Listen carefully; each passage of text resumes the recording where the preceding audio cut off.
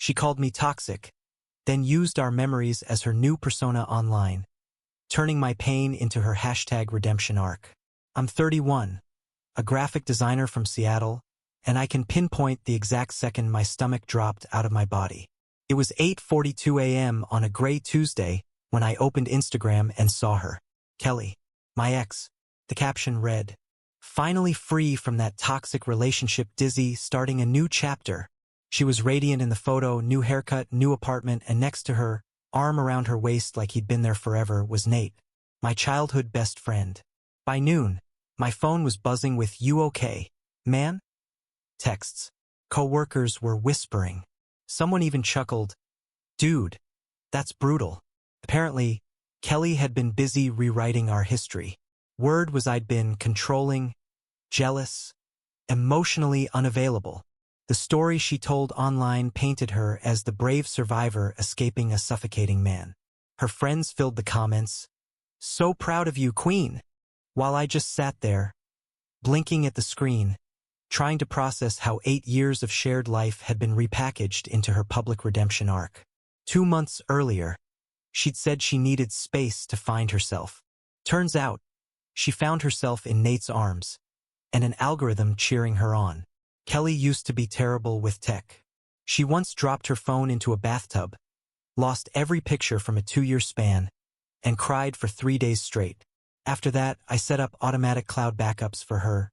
Photos, videos, messages, everything synced to a shared drive under my account. "You're my hero," she'd said back then. After the breakup, I forgot about it. There was too much to process. The silence, the confusion, the public performance of her healing journey. But that Tuesday night, lying in bed with the dull ache of humiliation still buzzing behind my eyes, I remembered. I opened my laptop, typed the old credentials, and the cloud opened like a time capsule that didn't know we'd broken up. First, it was harmless stuff. Mirror selfies, brunch photos, screenshots of outfits. Then, new folders started appearing.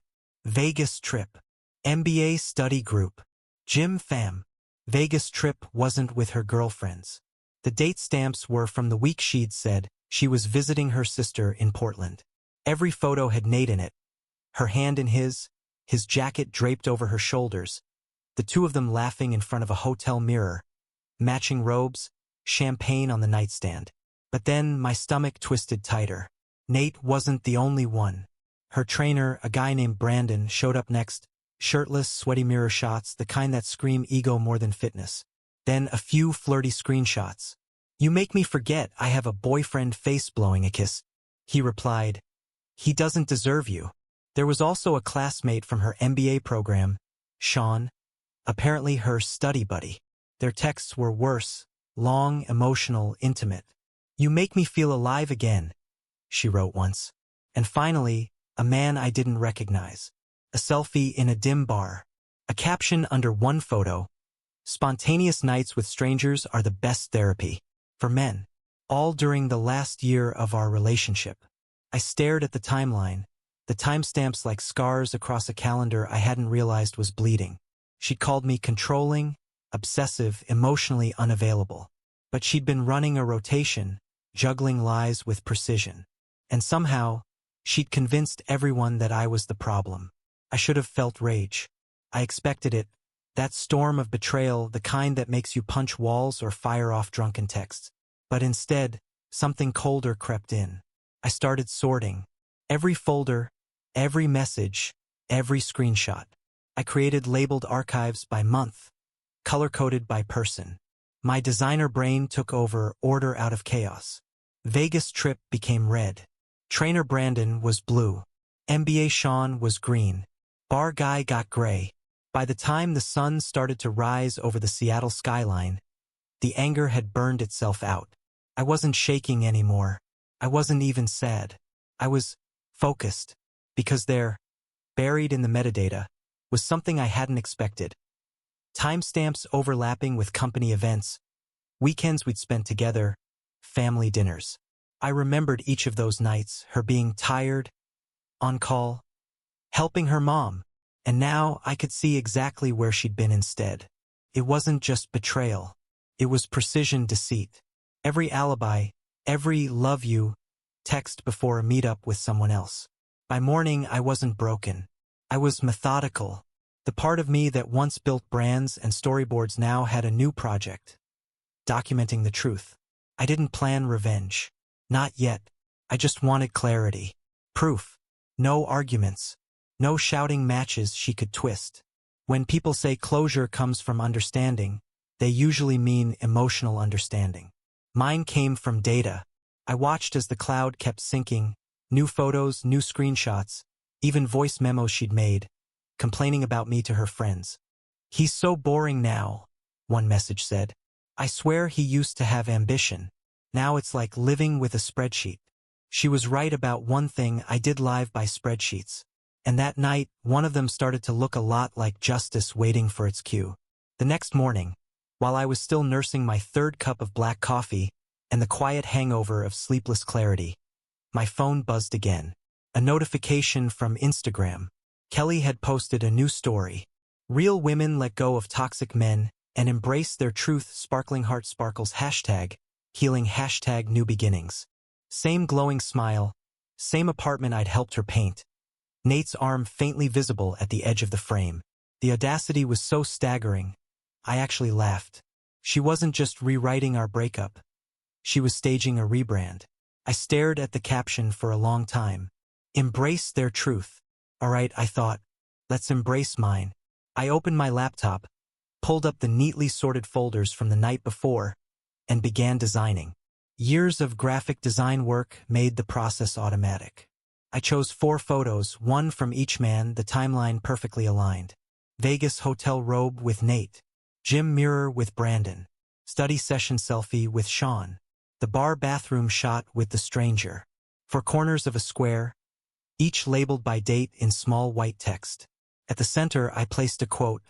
"Since we're celebrating honesty, here's the real story of our relationship. No insults, no rants, just symmetry and truth." Then I uploaded it. Tagged Kelly. Tagged Nate. Tagged the gym. Tagged her MBA programs page. And then I locked my phone, got in my car, and drove east on I-90 without a destination. Just the sound of tires and the hum of my own pulse. For 2 hours, I didn't check a thing. I just let the world burn without supervision. When I finally pulled into a rest stop near Snoqualmie and unlocked my phone, the screen lit up like a slot machine. 20,000 views, 4,000 shares. Comments multiplying faster than I could scroll. The internet had done what it does best. Devour hypocrisy. Half the comments were shock. "Wait, isn't that the same guy from her story yesterday?" Girl said she was healing. From what? A consistent man? This is like a Netflix documentary unfolding in real time. The other half were pure entertainment. Memes. Reaction GIFs. Screenshots of her original toxic post now juxtaposed with my collage. Within an hour, her account went private. Within 2, Nate texted me. "Bro, delete this. It's private. This is going too far." Private. From the guy sleeping with my girlfriend? I actually laughed out loud in the rest stop parking lot. "Private." I texted back. "You made it public the second you posted couple selfies with my girlfriend while I was still paying her phone bill." He didn't reply. By the time I got home, my DMs were flooded. Some supportive, some accusatory, many just morbidly curious. The story had spread beyond our circle. Someone had reposted it to Reddit under r/SeattleT. Others dissected the metadata I'd left visible in the corners. Amateur internet detectives pieced together the timeline with glee. One comment stood out. "Dude didn't yell, didn't threaten, didn't call names. He just opened the archive of truth." Respect. I wasn't looking for respect. Honestly, I wasn't even sure what I wanted. But seeing the wave of public validation wash over the false narrative she'd built, it felt like oxygen after months of drowning. Kelly tried damage control. She posted a Notes app apology. "Everyone makes mistakes. Some people just choose to weaponize them. Healing is messy." It was too late. The screenshots were everywhere. Friends who'd ghosted me during the breakup texted, "Man, I had no idea." Her coworkers, some of whom had unfollowed me after she called me emotionally manipulative, were suddenly liking my post. I didn't respond to any of them. I didn't add commentary. The post stayed exactly as it was, simple, dated, irrefutable. Later that night, Nate called again. I let it ring out. Then he sent one more message. You didn't have to humiliate her. You could have just walked away. I finally replied. I did walk away. You two just kept walking into my life uninvited. That was the last message I sent that day. By midnight, her influencer friends had started unfollowing her. The gym trainer deleted his account entirely. Sean locked down his LinkedIn and posted something vague about learning from mistakes. The dominoes were falling, quietly but completely. When I shut my laptop, I felt no triumph, just stillness. The kind that follows a storm when there's nothing left to defend. People talk about revenge like it's an explosion. But for me, it was a release. A quiet click of a keyboard that balanced the scales without a single shouted word. Sunday dinners used to be sacred. My mom would roast something, my aunt would bring pie, and Nate's family, who'd lived 3 doors down my entire childhood, would wander over like they owned the place. It was our tradition, our little stitched-together family. That Sunday, though, it felt like a funeral. No one had planned it, not officially. My mom called me that morning. They want to talk, she said quietly. Maybe it's time to clear the air. I should have said no. Should have protected whatever peace I still had left. But I agreed because some part of me still believed in decency, that maybe we could act like adults for one meal. When I arrived, everyone was already seated. The long dining table looked the same. Same ceramic dishes, same flickering candles. But the air was dense, like static before a storm. Kelly wasn't there, but Nate was, sitting between his parents like a chastised teenager. His mother wouldn't meet my eyes. My mom tried to start with small talk. Mashed potatoes are a little lumpy today. Sorry, I rushed. No one laughed. Nate cleared his throat. Look, man, I didn't mean for any of this to blow up the way it did. His voice was rehearsed, thin. She told me you two were already over, that you'd been distant for months. I never would have. I cut him off with a small gesture. No yelling, no shaking hands. Just calm precision. I opened my phone, scrolled to a folder labeled Vegas trip, and slid it across the table. For photos. Dated 3 months before Kelly's I need space speech. Her hand in his, same stupid robe selfie, timestamp glowing in the corner like a confession. His dad leaned in, jaw tightening. 3 months before? I nodded once. His mom made a small sound, half gasp, half sob, and covered her mouth. I didn't know the dates, Nate mumbled. She said, yeah. I said quietly, she's good at saying things. Silence stretched, forks untouched. Somewhere in the kitchen, the oven fan hummed like a low drone. My mom finally broke it. You understand what you've done, right? She asked softly, eyes on Nate. This wasn't just a fling. You grew up together. You were supposed to be brothers. Nate's eyes flicked to me, guilt swimming behind them. I know. I messed up. He stopped, realizing there wasn't a sentence alive that could finish that thought. Dinner limped on for another 15 minutes, polite motions without appetite. My aunt tried to ask about work, my uncle changed the subject to sports, but the air refused to reset. It was all too raw, too recent. When Nate's family finally left, his mom hugged mine at the door. Both of them cried quietly like something irreversible had been broken between their households. I stood in the doorway as their car pulled away, taillights fading down the street that had once felt like home. Later that night, I got a text from my aunt. We love you, but we need a little space for a while. Things are tense with everyone. Space. Funny how that word kept circling back. By morning, the dinner had already mutated online. Someone, maybe Nate's cousin, had leaked details to a local gossip page. The headline read, Seattle designer's viral revenge post divides neighborhood. Kelly saw it too. I knew because within an hour, she'd posted another round of stories. This time black and white quotes on beige backgrounds. Healing means letting go of those who try to destroy your peace. Some people only love you when you're silent. Her followers flooded the comments with hearts and "Stay strong, girl." Apparently, I was the abuser now, the faceless villain in her new personal growth narrative. The irony would have been funny if it hadn't been so predictable. I didn't respond, didn't post, didn't defend myself. The truth was already out there, preserved in screenshots and timestamps. I didn't need to explain it twice, but the aftermath had its own gravity. Old friends stopped calling. A few mutuals unfollowed me quietly, choosing the drama-free route. Even my cousin texted, "Could you have handled it privately?" Privately, like she hadn't detonated our lives publicly first. That night, sitting in the dim glow of my apartment, I realized something. Revenge doesn't just expose your enemy. It exposes everyone around them, too. The post had burned through the lies, but it had scorched the soil beneath. The two families that once spent every Thanksgiving together now couldn't sit in the same room. My mom's voice trembled when she said goodnight. Nate's dad refused to answer my calls. And somewhere out there, Kelly was still posting about healing from abuse, turning my pain into her content. I'd won the internet battle. But the real war, the quiet one, was still smoldering across dinner tables and family group chats. A week later, the internet crowned Kelly a survivor. She'd pivoted fast, scrubbed her old captions, deleted comments that mentioned me, and rebranded her feed to soft beige aesthetics and self-healing quotes. Then came the final act of her reinvention, a podcast appearance. The episode dropped on a Thursday morning. I found out the same way everyone else did, through a coworker who sent me the link with a single message.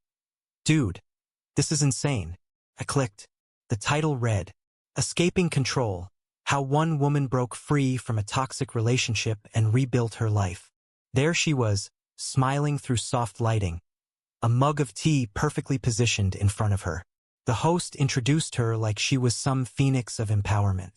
"Kelly, you've inspired so many women with your story of courage. Tell us how you found the strength to leave." And she did at length. Her version of our relationship was a carefully curated fable. The emotionally distant partner who stifled her dreams, the man who made her feel invisible, the years she'd spent walking on eggshells. Every lie landed like a small slap. She even threw in the word gaslighting, which felt almost poetic coming from her. But the internet, for once, had receipts. About halfway through the episode, the podcast's comment section began to shift. Someone wrote, "Wait, is this the same Kelly from the viral post last week?" Another replied with screenshots. Then another. Within an hour, the entire thread had turned into a digital inquisition. "Sis, you forgot to mention the Vegas trip with your boyfriend's best friend. You mean toxic, as in he found your other boyfriends? Girl, this isn't healing. It's PR." By sunset, the host had locked the comments. The next morning, the episode disappeared entirely. Kelly's brand, her new livelihood built on victimhood, collapsed overnight. Her follower count plummeted. Sponsors ghosted. The podcast issued a vague editorial retraction about misrepresented facts. The dominoes started to fall. Nate, now radioactive by association, posted a blank gray story with "taking time offline." 2 days later, a friend told me he'd moved out of her apartment. Brandon, the gym trainer, was fired after screenshots surfaced of his client relations. Sean's wife, yes, apparently there'd been a wife, filed for divorce citing public embarrassment. It was like every lie she'd told had come back for its encore performance, louder, angrier, and on a global stage. Then came the backlash phase. Kelly switched strategies. She started telling people I was harassing her, that I'd stolen her private data. The word cyberstalker appeared in one of her posts. Then my company's HR department called me in. "Someone filed a complaint," my manager said carefully, sliding a printed email across the table. "A woman named Kelly. She says you leaked private information and engaged in online defamation." For the first time in weeks, I smiled. "Perfect," I said, opening my laptop. I showed them the shared cloud account, my login. The auto backup setup from years ago. I showed timestamps, folder metadata, the trail that proved everything was already stored there long before we broke up. Then I showed them her public posts. The podcast promo where she mentioned her employer's clients by name, her healing journey stories filmed inside the office, the caption tagging her company's brand page while ranting about workplace trauma. The HR rep leaned back, eyebrows raised. Did she really post internal project files in her story? Yep, twice. They thanked me for my time. 2 days later, word got around. Kelly was gone. Fired for breach of confidentiality. Her self-made redemption arc, meticulously crafted hashtags and all, crumbled under the same spotlight she'd chased so desperately. For years, she'd built her identity on narratives. Victim, heroine, survivor. But once the audience saw the deleted scenes, the story lost its magic. By the end of the month, her Instagram was private again. The podcast page had scrubbed her name. Even her healing coach friends unfollowed her quietly, like rats leaving a sinking influencer ship. I didn't post about any of it, didn't gloat. I just archived the final screenshots into a folder labeled closure. Some people get justice through courtrooms. I got mine through the algorithm, slow, impartial, and permanent. 3 months later, Seattle finally thawed. The rain eased into that soft, forgiving drizzle that almost feels like mercy. Life had gone quiet, the way it does after an earthquake, when everything is still standing but tilted slightly off its old alignment. Nate moved to Florida, from what I heard. Took a job at some marina. His parents split soon after, years of quiet resentment finally boiling over into something neither of them could patch. Funny how one secret can unravel generations of trust. Kelly still floats around the internet like a ghost haunting her own spotlight. Every so often, her posts sneak into my suggested tab. Dim selfies, motivational quotes typed over pale sunsets. If they can't handle your truth, they were never your people. Healing isn't linear. It's a revolution. Barely any likes, no comments, just silence where applause used to be. Her brand had burned itself out. No sponsors, no followers, no hashtags to hide behind. She turned her life into content, and the internet eventually did what it always does. Scrolled past. Meanwhile, I got promoted. Moved to a quieter apartment on the north side of the city. Started biking to work. My world shrank, but it finally felt like mine again. I met someone new, Erin. We met at a local gallery. She didn't know anything about the viral post, which was exactly what I needed. No baggage, no context, no preloaded opinions. Just two people talking about a photograph of fog over the sound. We're taking it slow. No grand declarations, no online displays. Just dinners, long walks, conversations that don't turn into performances. She asks questions and actually waits for answers. Feels strange, in the best way, like learning to breathe again. I'm still in therapy. Still unwinding years of confusion, guilt, and that quiet fear of being misunderstood. My therapist says closure isn't an event. It's a process. She's right. Some nights, I still dream of that first post, that smiling photo of Kelly and Nate, and wake up with the same hollow ache. But it fades quicker now. Last week, Mom and I had dinner. Just us, no extra chairs to fill. After dessert, she asked softly, "Do you regret posting it all?" I thought about that for a while. About the fallout, the families fractured, the silence that followed. "No," I said finally. "I regret that it had to exist in the first place. But not that I told the truth." She nodded like she understood. Maybe she did. People always assume revenge is about destruction, about getting even. But that was never it for me. Kelly turned my life into her stage play, twisted every fight, every doubt, every quiet moment into her script of victimhood. I didn't rewrite her story. I just showed the unedited cut. She wanted the world to see her as a survivor. I wanted the world to see the truth. That's not vengeance. That's reality. Sometimes truth itself is the loudest act of revenge because it doesn't shout. It just stands there, undeniable. A few nights ago, I walked down to the waterfront. The air smelled like salt and cedar. I sat on the same bench where Kelly once told me she needed space to find herself. Back then, her words had felt like a verdict. Now they just felt small. The city lights shimmered across the bay, and for the first time in a long while, I realized I wasn't waiting for anything. Not closure, not apology, not redemption. The story had already ended, and I was still here. I scrolled through my phone out of habit, past the old photos, the screenshots, the proof that had once meant everything. I deleted the entire folder. All 642 images. Gone in one press.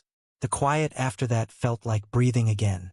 So no, I don't regret posting it. Cost me people, sure. It broke things that will never mend the same way. But it also gave me something rare, peace. Not the loud, cinematic kind.